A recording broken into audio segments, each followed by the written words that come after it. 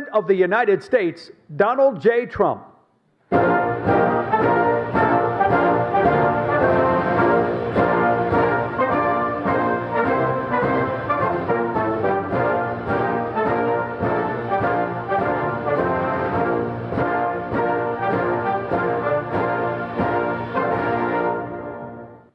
Thank you very much, please. So we had a couple of really great days in India. Prime Minister Modi is a terrific man. He's a terrific leader. And we have a lot of things going in terms of product being purchased by India.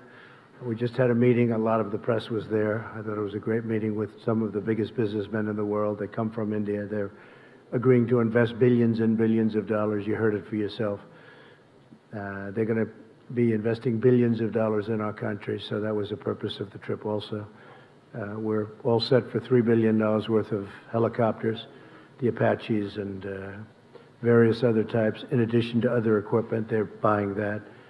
And they're buying a lot. They're going to be buying a lot, and they're also going to be buying a lot of our energy, all forms of our energy, because they need energy, and we have more than anybody. We're number one in the world now in energy. So that's going to be very exciting. But I thought it was a great 2 days. It was a fantastic 2 days. I'm going to be not at all controversial because I don't want to blow the 2 days plus 2 days of travel on one answer. One little answer. Little answer like John will ask me one little simple question, and you'll blow it out, and that'll be the end of the trip. They won't even talk about the trips. I'll be very, very conservative in my answers if you don't mind.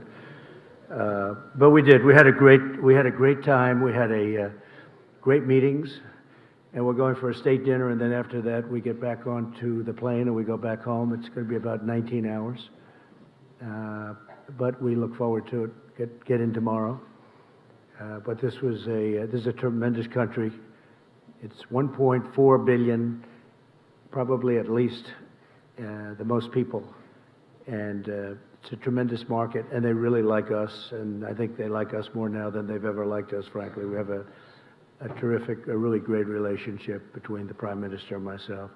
So we're going to be doing a lot of things. I think it was really, really worth it. You may ask about the coronavirus, which is very well under control in our country. We have very few people with it, and the people that have it are, in all cases, I have not heard anything other. Maybe there's something new, because for 2 days I haven't been seeing too much of that news, of very much news, because it's been very all-encompassing. We've accomplished a lot here. We had a lot of meetings, as you know. But the people are getting better. They're all getting better. We brought in some Americans from a ship because it was really the right thing to do, and they're in quarantine. And we think they'll be in very good shape very, very soon. We discussed a lot of different elements. We actually discussed the coronavirus, and at this moment, India doesn't have much of a problem, they feel. It wasn't expressed that they did, which is great. And I think that whole situation will start working out. A lot of talent, a lot of brain power is being put behind it. $2.5 billion we're putting in. I see that Chuck Schumer criticized that he thought it should be more. And if I gave more, he'd say it should be less. It's automatic, with these characters. They're just not good for our country. If I gave more, he'd say it should be less. But that's what they do. In the meantime, that's all they can do. They're not getting anything done. We have so many things we could get done. We could so easily do prescription drug. Last year was the first year in 51 years where prescription drug prices went down. But we could drive them down really well if we had the Democrat votes. We need some additional votes. We would really drive them down, as you know. So with that, I think what we'll do is take some questions, and we'll go to a nice state dinner, and then we go home. Yeah, John, go ahead. Mr. President, you just addressed coronavirus, so I will put that aside for the moment. You tweeted about Justice Sotomayor yesterday, saying that she and Justice Ginsburg should recuse themselves from future cases dealing with the administration. What is the basis for your opinion on that? Well, it's very obvious. I always thought that, frankly, that Justice Ginsburg should do it because she went while during the campaign when I was running. I don't know who she was for. Perhaps she was for Hillary Clinton, you can believe it. But she said some things that were obviously very inappropriate. She later sort of apologized. I wouldn't say it was an apology, but she sort of apologized. And then Justice Sotomayor said what she said yesterday. You know very well what she said yesterday. It was a big story. And I just don't know how they can not recuse themselves for anything having to do with Trump or Trump-related. The right thing to do is that. Now, as a Supreme Court justice is a different standard, but at the same time, I think it's a higher standard in a certain sense. So they'll have to decide what to do. But her statement was so inappropriate when you're a justice of the Supreme Court. And it's almost what she's trying to do is take the people that do feel a different way and get them to vote the way that she would like them to vote. I just thought it was so inappropriate. Such a terrible statement for a Supreme Court justice. What was inappropriate about the statement? I'm not an attorney, so I can't really look Well, you into know what the these. statement But was, John. It well, was- she seemed to criticize the White House for running to the Supreme Court at the drop of a hat to seek a No, stay. I don't think that was it.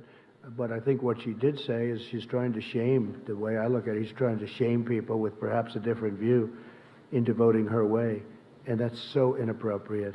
So let's see what happens. We have things, whether or not they recuse themselves, both. I mean, look, Justice Ginsburg, during my campaign, you know, I protested at the time. She apologized in a very minor form.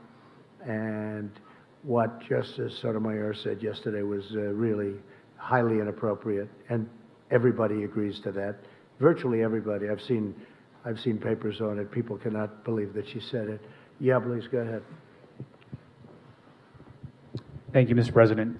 The intelligence community believes that Russia is trying to meddle in the 2020 election. Do you agree with their assessment? And what is your message to Vladimir Putin about potentially interfering regardless of the candidate they support? Well, you know, what I'm reading, and again, I'm over here for the last number of days, but they went to see Bernie, and they told Bernie about something having to do with they want Bernie to win. They did not tell me. Intelligence never told me, and we have a couple of people here that would know very well. They never told me anything about that, and it was sort of a strange thing that they went to Bernie. And now I find out, if I believe what I read in some of your documents and some of your papers, that it was highly exaggerated. And frankly, I think it's disgraceful. And I think it was leaks from the Intelligence Committee, House version, and I think that they leaked it. I think probably Schiff leaked it, but people within that, Schiff leaked it, in my opinion. And he shouldn't be leaking things like that. That's a terrible thing to do. But basically, they would like to see Bernie is probably winning, and looks like he's winning, and he's got a head of steam, and they maybe don't want him for obvious reasons. So they don't want him, so they put out a thing that Russia's backing him. This is what they do. I've gone through it for a long time. I get it. I get the game better than anybody. And that's the way it is. Terrible thing to say. And they didn't say it about me. I will say this. Somebody leaked it in intelligence, but nobody ever told me that. We have Ambassador O'Brien in the audience someplace, and he can tell you that this was never discussed with us. So I think it's terrible. They ought to stop the leaking from Intelligence Committee. And if they don't stop it, I can't imagine that people are not going to go after them and find out what's happening. Yeah, please. But do you believe... Go ahead, ma'am. Mr. President, this is Madhu Bhatia Jha from Indian TV News, ABP Yes. News. And you're trying to get... मैं TV agency से हूं और in Afghanistan. So the way the deal is being worked out, what would be India's role and Pakistan's role in the region? Well, I think India would like to see it happen. I spoke with Prime Minister Modi today, and I think they would very much like to see it happen. And we're pretty close. We'll see what's going on. We've got 2 days now under our belt without violence, or I guess a minimum of violence. And we'll see what happens, but people want to see it. It's very interesting, that one is, everybody's happy about it. Even people that are normally against me, like 99.9% of the time. Because we've been there for 19 years, and everybody would like to see it happen. I was actually surprised. I thought the Schumers of the world would say whatever the opposite is, because that's all they can do, cry and chuck. But people are they're really happy to see that we're trying very hard. You know, we'd bring it down to 8,600, and from there we'll make a decision as to what the final outcome would be. But there's been tremendous praise for the fact that we're doing something. You know, other administrations have tried to do something. In particular, the previous administration, for a long time, they were never able to get anything done. And we're really serving not as a military force as we are a police force. And we're not a police force. They have to police their own country. We're not a police force. It's like law enforcement. And that's the way it is. So we'd like to, after 19, I can tell you, after 19 years, we'd like to bring our young people back home, bring them, that's where they want to be. And we'll always have intelligence there. We'll have other things there. But we'd like to bring them, for the most part, we'd like to bring them back home. We want to watch the area. The area is a hotbed of problems. And when we bring them home, we'll let them know that if something happens, we will hit them so hard. And we could win that easily if I wanted to kill millions of people. I don't want to kill millions of people, innocent people. We could win that very easily. We don't have to act as a police force. We could act as a military force to win, not a military force to just take care of things in that very, very difficult part of the world. It's a very difficult part, very dangerous part of the world. So let's see what happens. So far, so good. So far. But I'm very impressed with the kind of kudos we're getting. Yes, please. Mr. President, namaste. I'm Saurabh Shukla. I'm editor-in-chief of News Mobile. If you remember, I interviewed you during your last campaign in New Jersey. And I asked you this question earlier at that time about a Trump doctrine on fighting out Islamic fundamentalism, which you spoke about, and you discussed with Prime Minister Modi, and you spoke about a Modi-Trump doctrine. So what is your roadmap to fight out Islamic radical terrorism? Well, I don't think anybody's done more than I have, if you look, because I came in, and if you check your maps and look at Iraq and Syria, it was all over. In fact, they had it painted a certain color. I won't tell you what color because it doesn't matter. Somebody will say it was a Republican color, so I don't want to get people confused. But it happened to be red, and it was basically trying to show where ISIS was in those areas. And it was out of control. And I gave the orders, and we have 100% of the caliphate. We have tens of thousands of people in prisons now. They're being guarded by the Kurds and others. Europe should take a lot of them back. So far, they haven't agreed to do that. They should do that because we did them a big favor. We captured them, but I did that. We killed al-Baghdadi a few months ago, and Soleimani is gone. He's no longer putting roadside bombs all over the place. Somebody else may be, but he was the father, the king of the roadside bomb. All of those young people that you see with missing legs and arms. I've seen every combination. The legs are gone. You go over to Walter Reed. I have to say the doctors at Walter Reed are incredible what they're able to do. Incredible. But that's what his thing was. He thought that was a beautiful weapon, roadside bombs. It's a coward's bomb. And all of these young people that have been so badly hurt, and we did a big favor. In addition to that, as you know, Hamza bin Laden is now gone, and he was looking to do damage, and he's gone. And Al-Qaeda last week, you saw what happened there. Absolutely. So nobody's done more than what I've done. And but at the same time, Russia should do it, Iran should do it, Iraq should do it, Syria should do it. You know, we're in a different part of the world. We're doing it. Everybody says you're the only ones that can do it. Well, at some point, these other countries, I mean, Iran should do it. Iran hates ISIS, and they should do it. And we've done a great job. We've taken our soldiers essentially out of Syria, except for little hot spots that we figured, will do, that develop. But we've taken the oil, and the soldiers we have there are the ones guarding the oil. We have the oil. So that's all we have there. And now we have, if you look, we are down to a small force in Iraq. We're down to a small force very shortly, but right now even we have a small force in Afghanistan. And so we're moving out and moving around, but the only soldiers we have in terms of Syria, the predominant number of soldiers are the ones guarding the oil. What about terror groups in Pakistan, sir? That's a big concern in this region, and you know there are a lot of terror groups who pose dangers to the United States and democracies like India as well, sir. No, I agree, but you also have other countries that can do this, you know. The United States is 8,000 miles away, and they're all saying, could you do it? Yeah, we could do it. We've been doing it for a long time, but I've been doing it much better than anyone else has done it. I mean, what we've done in the last couple of years has been incredible. We have 100% of the caliphate. Remember, we had 99%. I'd say, good, we're leaving. And I was hit with, people couldn't believe it. They said, do 100, so we did 100. I did 100 with some great generals that knew exactly what they were doing. They were unbelievable. We took 100% of the caliphate. And we have thousands of prisoners right now locked up. And these are ISIS fighters and killed thousands. Not that I want to do that. I don't want to do that. But that's what we had to do. And when I came in, ISIS was all over the place. It was totally out of control. Please. Thank you. While you've been here in the country, in the capital northeast part of Delhi, there have been violent clashes. Police have been killed, some demonstrators, 9 deaths so far, we hear, and about 100 plus injured. What did Prime Minister Modi say to you about this amended citizenship law?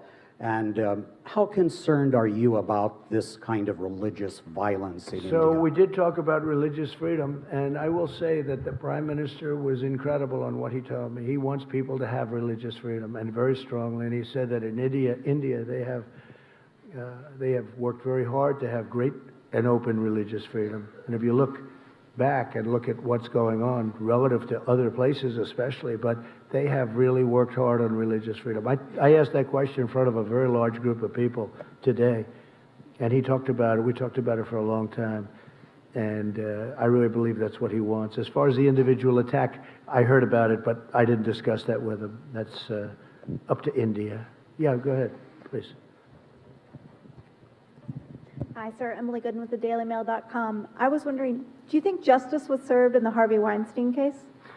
So I was never a fan of Harvey Weinstein, as you know. In fact, he said he was going to work hard to defeat me in the election. How did that work out, by the way? I'm trying to figure that out. He was a person I didn't like, never liked. I don't know too much about the case because, as you know, I've been over here between traveling and being at meetings almost every hour of the day, every minute of the day. I haven't been able to really see too much of it. But I was just not a fan of his. I knew him a little bit, not very well. I knew him because he was in New York.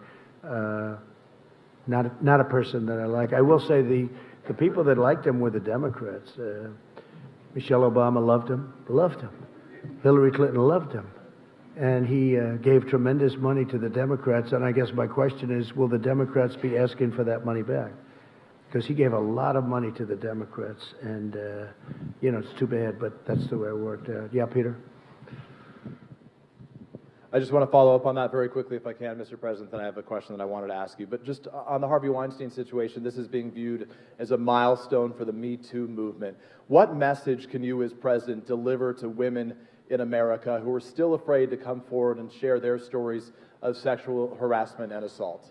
Well, again, I don't know the actual results. I haven't seen too much because I've been in India, as you know. Aside from this case, just broadly. I think that from the standpoint of women, I think it was a great thing. It was a great victory, and sends a very strong message.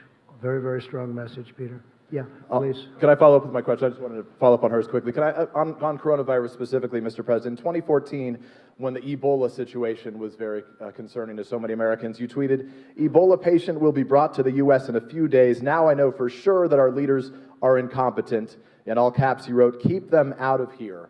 More than 20 Americans have now been brought back to the United States with coronavirus. By your own measure, does that mean that your government has been incompetent? Are you pleased with the response? There's a big difference, in case you don't know, between Ebola and coronavirus. Big difference. It's like day and night. And I felt that we should bring them back. They're Americans. We should bring them back. With Ebola, it's very explosive. It's very terrible. We're making tremendous strides on Ebola with the things that we're doing, as you know. Isn't some of the money that you're requesting? Sorry, please. Let me answer the question. But there's a vast difference in bringing, especially in around 14, was that 14 or 12, And at that time, nobody had ever even heard of Ebola or ever conceived of something where you basically, people would disintegrate. And we're still working on Ebola. To be clear, all those brought here survived, though, right? Sorry. Yeah, we're doing a vaccine. We're doing a lot of things having to do with Ebola. We're not forgetting about Ebola. That's a horrible thing. But we have that now very much under control, other than certain parts of the Congo where they're having war and we can't get in. So we're still working on that. But as far as what we're doing with the new virus, I think that we're doing a great job. I felt that, and the decision was made in Japan, let these Americans come back and we'll see where they are, but they were immediately put into quarantine. There's no problem with it whatsoever. They're all in quarantine. And as you know, I approved $2.5 billion for just that purpose, and also for working and getting a vaccine. For clarity, those with Ebola, when they were brought here, were quarantined, and all of the Americans also survived, right? But the level of death with Ebola, at the time it was a virtual 100%. But none of the Americans who came here. There's a very good chance you're not going to die. It's just it's very much the opposite. You're talking about 1 or 2%, whereas in the other case it was a virtual 100%. Now they have it. They have studied it. They know very much. In fact, we're very close to a vaccine. Yeah, please, go ahead. Go ahead, Peter. Oh, all right. Hi, I'm Swati Chandrasekhar from TV5 Network.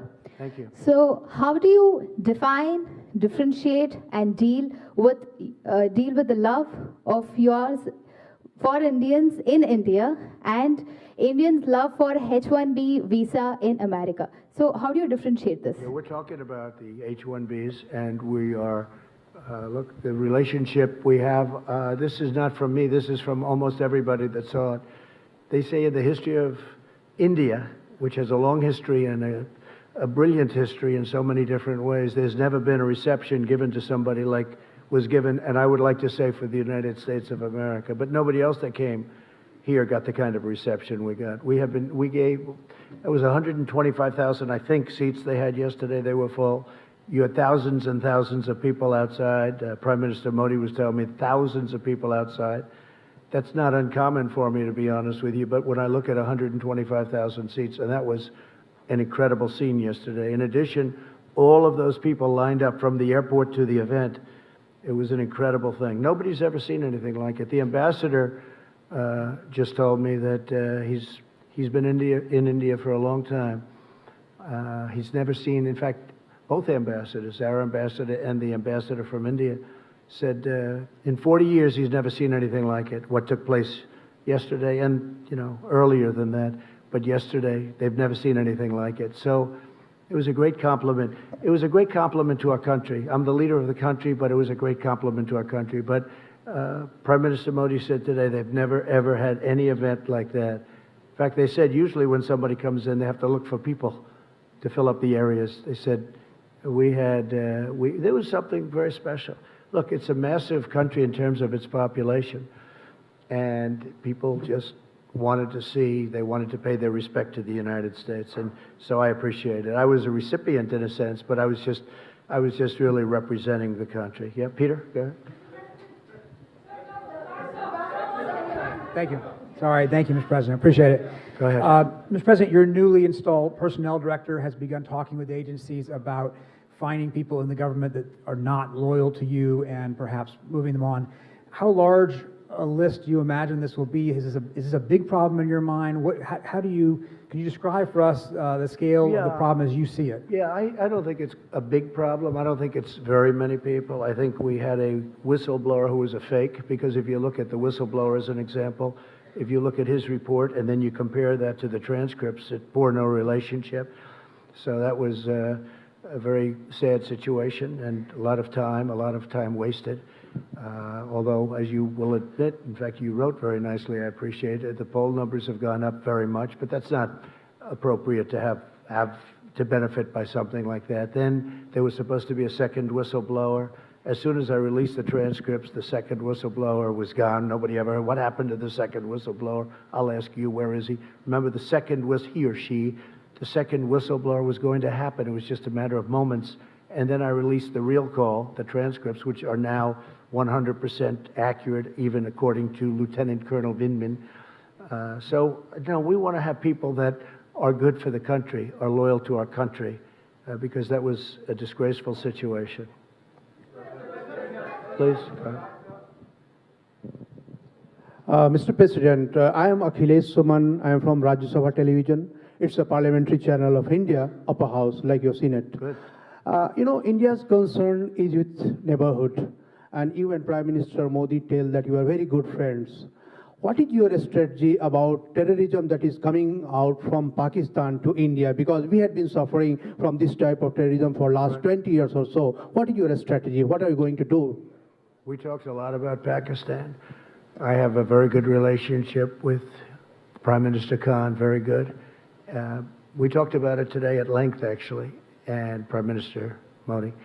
And it's no question it's a problem, but it's a problem they're working on it. India is, it's a brave nation too. There's no pullback from India.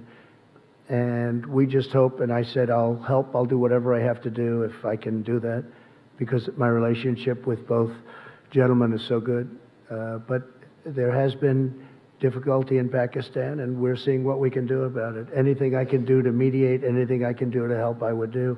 They're working on Kashmir. Kashmir has been a thorn in a lot of people's sides for a long time. And there are two sides to every story, but they've been working on that very hard. We discussed it at great length, terrorism, and I think we have some very good ideas. He's very, very strongly against terrorism. I'll tell you, Prime Minister Modi is a very religious man, as you know. He's a very calm man, but he's actually a very, very strong person, very tough, actually. I've seen him in action, and he's got that foremost in his mind, terrorism. He'll take care of it. Please. Go ahead. You, right here. It's fine. Right there. Mr. President, thank you. The backbenchers have been waiting for far too long. I'm Richa from Business Line, and we would like to take you to your today's meetings. Before coming to India, you said trade deal will be later, but of course sometime soon. In the morning, you spoke about energy security and energy deal, and you are already the 5th supplier to our country. You said other sources also. We would like you to elaborate on that. When we are talking energy security and energy deal, what are we looking at? Yeah. And is nuclear happening? So we talked about many things, many things. We talked about Iran, we talked about Iraq, we talked about, we were together for 2 days. I'm going to be with Prime Minister Modi tonight for a state dinner at 7 o'clock. It starts at 7, I believe. And we talked about exactly all of the things that you're talking about. We also talked about tariffs, because as you know, India is probably the highest tariff nation in the world, meaning charging tariffs to outsiders. And I said, we have to stop that. We have to stop it, at least as it pertains to the United States. And I think we're understanding each other. With China, we worked a deal, and we worked it because of the tariffs. And I was able to leave the tariffs on. That will take care of phase 2. We still have 25% on $250 billion. But in the meantime, we're working with China very much on the virus. We feel that's something. And I have to tell, I spoke to President Xi the other day. He is so committed to solving that problem. He is working very hard. He is very capable. The country is very capable. And it snuck up on him, but I think he's going to do well. Now you see it's going to South Korea, it's going to Italy, and it's going to other places. But I spoke to all of them. They're all working very, very hard on it. The United States, because of an early decision I made a decision. I believe it was the first time it's ever been done. We closed the country to certain areas, as you know. And I was criticized for that decision. Now they're saying it was a good decision. I think it was a good decision because we have very few people.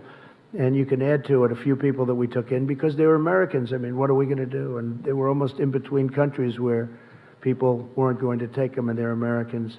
But they're fully quarantined. They call it fully quarantined. So, we did the right thing. If you were out there, if you were an American and you refused to have any help from your country, these were wonderful people. It wasn't their fault. So, but we're really down to probably 10. Most of the people are outside of danger right now. But we've had a very strict line on the people that would take in the areas from which we take. And I did it very early. It's never done before, and I did it early. So I think it was a good decision as it turned out. Yeah, please. Just wanted to follow up on my colleague's question about Russian interference. Can you pledge to the American people that you will not accept any foreign assistance in the upcoming election? And on this idea of a purge in your administration, there was recently the departure of your acting DNI, Joseph Maguire. You replaced him with your ambassador to Germany, Rick Grinnell. Some of your critics have pointed out that Ambassador Grinnell has no intelligence experience. How can you justify to the American people having an acting DNI with no intelligence experience? Okay, first of all, I want no help from any country, and I haven't been given help from any country. And if you see what CNN, your wonderful network, said, I guess they apologized in a way for, didn't they apologize for the fact that they said certain things that weren't true? Tell me, what was their apology yesterday? What did they say?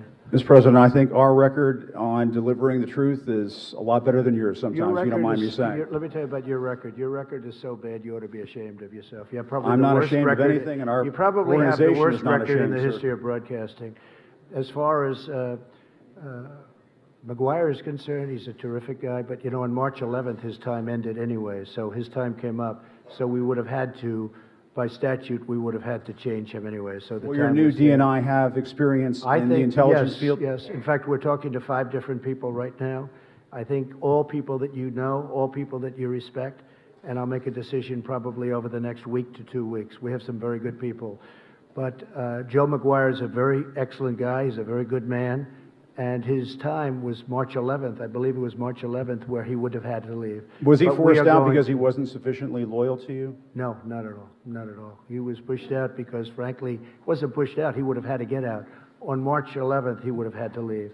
But we're going to be making a decision on DNI very shortly. Thank you, sir. Yeah, please. Go ahead, please. Yeah. Mr. President. Well, that's not nice. Yeah, let her do it. Let's go one I by know, one. but you ripped the mic out of her hand. You can't do that. So rude. Well, that wasn't very nice. He's... President Trump, I hope you're having a good visit here in India. I'm Ruchi Bhatia from ET Now. We have heard from Prime Minister Modi as well as you on a long impending trade deal. It's still not happened. Even today we heard both you and him talking about how in future there is going to be one.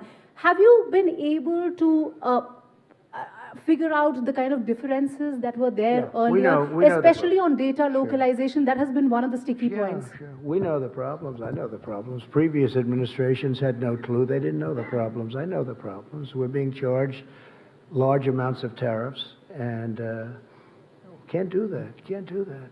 And so they understand that that's where I am, and if they want to deal with us, and they will, they're going to, just like China. Everybody said you'll never make a deal with China. I made a deal with China. It's a great deal. They're going to buy $250 billion worth of product, and that's only a piece of the deal. It's a large piece. It's probably 40 to 50%, but it's an incredible deal. In addition to that, we're taking in billions and billions of dollars worth of tariffs that we can now use for phase 2, because they want to get rid of the 25%.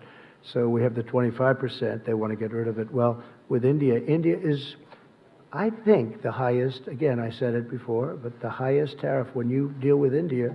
Harley Davidson has to pay tremendous tariffs when they send motorcycles in here. When India sends motorcycles into the U.S., there's virtually no tariff. For the most part, there is absolutely no tariff. So I just said that's unfair, and we're working it out. We're working it out. Go ahead. Good evening, President.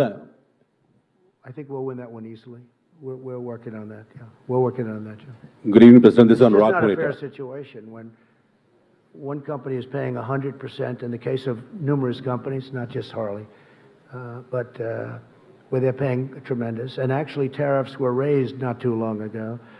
And we also did something. There was a form of rent control that was, if you put it in a different sense, it was given to India, and we terminated that. You know that. We terminated it. No, we're talking. We have great discussions. Look, I can't lose this. I can't lose it. You know why? I'll never lose it. It's too easy. Because I want reciprocal. It has to be reciprocal. And the money you're talking about is major, but the United States has to be treated fairly. And India understands that. The relationship is outstanding, but India understands that. We've had a tremendous deficit for many, many years with India, with everybody, you know, with, frankly, so many different countries. We've had a massive, massive deficit, but a large deficit, $30 billion with India.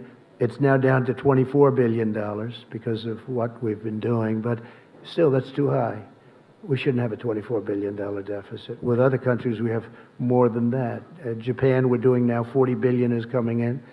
A lot of very good deals are being made, and they'll be kicking in toward the end of the year. I would say if the deal happens with India, it will be toward the end of the deal. And if it doesn't happen, we'll do something else. It'll be very satisfactory. It'll be very good. Go ahead. Who else? President, my question is that you said at the time of the Article 370 abrogation that you would like to mediate in Kashmir, but India rejected it. No, my question is something different. Wait. I didn't say that. I didn't say anything about that. I just said Kashmir, obviously, there's a big problem between Pakistan and India. And I think they're going to work out their problem, but I will say they've been doing it for a long time. Okay, my question is something different at the moment. What is your position at the moment on India's Citizen Amendment Act at the moment? I don't want to discuss that. I want to leave that to India, and hopefully they're going to make the right decision for the people. That's really up to India. President, good evening. Go ahead, please. Thank you, Mr. President. My name is Nilüfer Sahravardi, an Indian journalist, and I have a very simple question. Now, back home, when you reflect upon your tour of India, the first diplomatic visit to the country, how would you describe it? Cultural diplomacy, Trump diplomacy, or do you have any other word for that? Well, first of all, I describe it as incredible because when I looked at the various things, like today, when we went, you probably saw where we were. And when you look at all of the things that we've seen today, when we look at yesterday, the Taj Mahal and other things, in addition to working in between and even during, where, you know, we worked very long and hard with representatives from India, most particularly with the Prime Minister. I just think it's an incredible country. It's got unbelievable energy. You see that when you come in from the plane. When you see from, I think I can say, virtually from the plane to whatever venue we were going to, it was wall-to-wall people. They've never seen anything like it. Somebody said it was the greatest greeting ever given to any head of state from any country. Now, India has more people than any other country, a little bit more than China. How a little would you bit describe it diplomatically? Is it Trump diplomacy, I cultural diplomacy? think the diplomacy is a diplomacy of great friendship and respect. Okay. And I think it's going to all work out very well. I really do. I admire your country tremendously. I respect your Prime Minister tremendously. And I think it's really a diplomacy of friendship, and I think it's going to work out very well. Okay? Okay? Go ahead, please. Please, go ahead. Right next to Steve. Thank you, Mr. President. As you know, the Chinese government recently ejected several Wall Street Journal reporters. What is your administration considering to do in retaliation to that move? Are you considering banning or restricting the access Chinese journalists, for example, have to the United States? So I haven't really been given a full briefing on that. We're going to look at it. We will look at it. It's something that I don't like to see. I don't think it's fair because we give very good access. Maybe some people would say we give too good. I don't believe in that. I think we give very good access, so I don't think it's fair. But we'll have a decision made on that relatively soon. Okay? Thank you. Good question. Please, go ahead. Go ahead. Go ahead. Venezuela. So will you allow Indian companies to continue to buy Venezuelan oil from third parties, especially when you have sanctions? Well, you'll be seeing something on that in the not-too-distant future. Yeah. So there could be more stringent sanctions against Venezuela? There could be very serious sanctions. Or against the Indian companies continuing to buy What's happening in Venezuela is so sad. People are starving. Here's a case where a country was wealthy 15 years ago and very wealthy 20 years ago. Very, very wealthy. The wealthiest in all of Latin South America. the wealthiest, and by far, not even a contest. And when you look today, they don't have water, they don't have basic food, they have no medicine. It's incredible what's happened in Venezuela. No, we're watching Venezuela very closely. We don't like it. We don't like it. Not at all. Okay? The sanctions will be against the Venezuelan entities or the Indian companies who are continuing to buy the Venezuelan oil. You're going to see in a little while. You're asking a question right in the middle of us doing something. Go ahead, please. Ali Maqbool from BBC. There were some back home that were hoping you would raise concerns about some of these policies that Prime Minister Modi's introduced that discriminate against Muslims, and also about a rise in hate crimes here in India.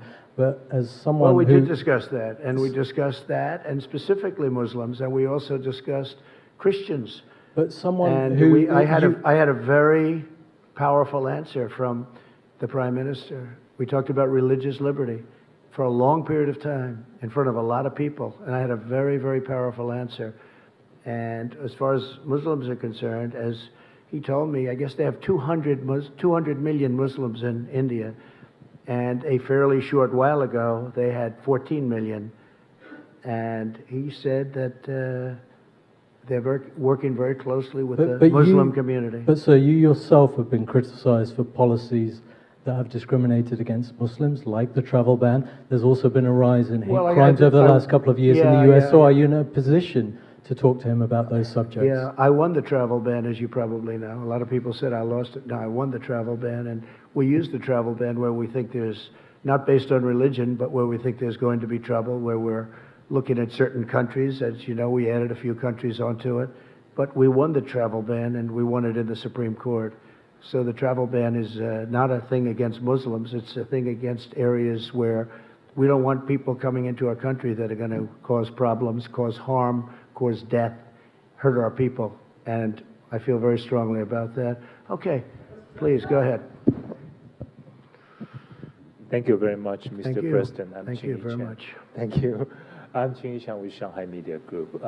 I'd like to know, some people say that India could be to the U.S. in Asia during the 21st century what the UK was in Europe during the 20th century. How do you view it? Well, I think that India is going to be a tremendous player over the next, it's now, right? But over the next period of 50 years and 100 years, look, you're talking about the largest population in the world. You're talking about a tremendous country in terms of its heritage, its potential wealth, frankly. Right now, they have incredible potential. Economically, they have great potential. Their schooling system is getting better all the time. They're doing a fantastic job in certain sectors with respect to education. We see it in the United States. We see it. We have a lot of Indian students coming to our schools. They're great students, and they've done fantastically well at our schools. But we have, thousands and thousands of people coming from India coming to our colleges in particular, schools, but our colleges in particular. No, India's got a phenomenal future. I mean, you can rarely think of a place that has a better future than India, and highly respected, especially with leadership like Prime Minister, right? Modi. Yeah. Go ahead. Pick one. Go ahead. So, Ritu Parna from CNBC TV 18 India.